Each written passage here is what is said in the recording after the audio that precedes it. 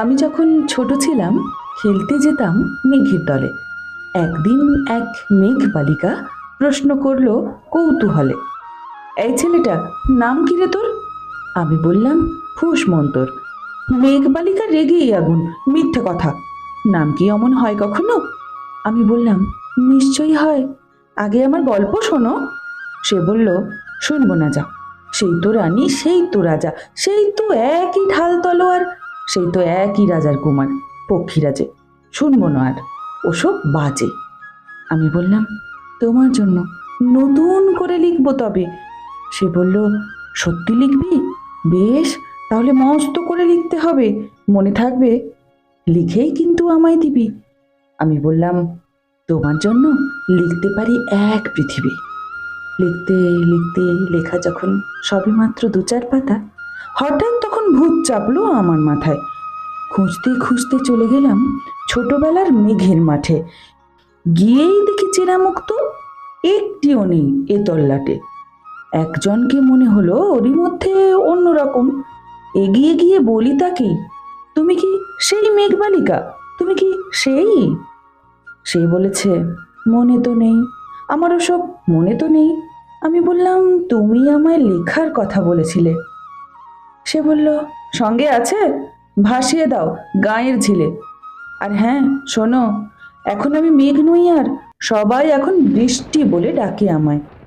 বলেই হঠাৎ এক পশলায় চুল থেকে নখ আমায় পুরো ভিজিয়ে দিয়ে অন্য অন্য বৃষ্টি বাদল সঙ্গে নিয়ে মিলিয়ে গেল খরস্রোতায়। মিলিয়ে গেল দূরে কোথায়, দূরে দূরে। বৃষ্টি বলে ডাকে আমায়, বৃষ্টি বলে ডাকে আমায়। আপন মনে বলতে বলতে আমি কেবল বসে রইলাম ভিজে একসা কাপড় জামায়, গাছের তলায় বসে রইলাম। বৃষ্টি নাকি মেঘের জন্য। এমন সময় অন্য একটি বৃষ্টি আমায় চিনতে পেরে বলল, তাতে মন খারাপের কি হয়েছে, যাও ফিরে যাও, লেখো আবার। এখন পুরো বর্ষা চলছে, তাই আমরা সবাই এখন নানান দেশে ভীষণ ব্যস্ত। তুমিও যাও, মন দাও গে তোমার কাছে। বর্ষা থেকে ফিরে আমরা নিজেই যাব তোমার কাছে। এক পৃথিবী লিখবো আমি, এক পৃথিবী লিখবো বলে ঘর ছেড়ে সেই বেরিয়ে গেলাম, ঘর ছেড়ে সেই ঘর বাঁধলাম গহন বনে। সঙ্গে শুধু কাগজ কলম, একাই থাকবো, একাই দুটো ফুটিয়ে খাবো, 2-1 মুঠো ধুলোবালি যখন যারা আসবে মনে, তাদের লিখবো, লিখেই যাব। এক পৃথিবীর 100 রকম স্বপ্ন দেখার সাধ্য থাকবে যে রূপকথার, সেই রূপকথা আমার একার। ঘাড় গুঁজে দিন লিখতে লিখতে, ঘাড় গুঁজে রাত লিখতে লিখতে, মুছেছে দিন মুছেছে রাত, যখন আমার লেখবার হাত অসাড় হলো, মনে পড়ল সাল কি তারিখ, বছর কি মাস, সেসব হিসেব আর ধরিনি। লেখার দিকে তাকিয়ে দেখি এক পৃথিবী লিখব বলে একটা খাতাও শেষ করিনি।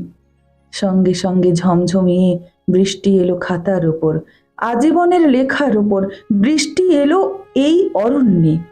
বাইরে তখন গাছের নিচে নাচছে ময়ূর আনন্দিত, এ গাছ ও গাছ উড়ছে পাখি, বলছে পাখি এই অরণ্যে কবির জন্যে আমরা থাকি। বলছে ওরা কবির জন্য আমরা কোথাও, আমরা কোথাও, আমরা কোথাও হার মানিনি। কবি তখন কুঠির থেকে তাকিয়ে আছে অনেক দূরে, বনের পরে, মাঠের পরে, নদীর পরে, সেই যেখানে সারা জীবন বৃষ্টি পড়ে, বৃষ্টি পড়ে, সেই যেখানে কেউ যায়নি, কেউ যায় না কোনোদিনই। আজ সে কবি দেখতে পাচ্ছে সেই দেশে, সেই ঝর্ণা তলায় এদিক ওদিক ছুটে বেড়ায় সোনায় মোড়া মেঘ হরিণী, কিশোর বেলার সেই হরিণী।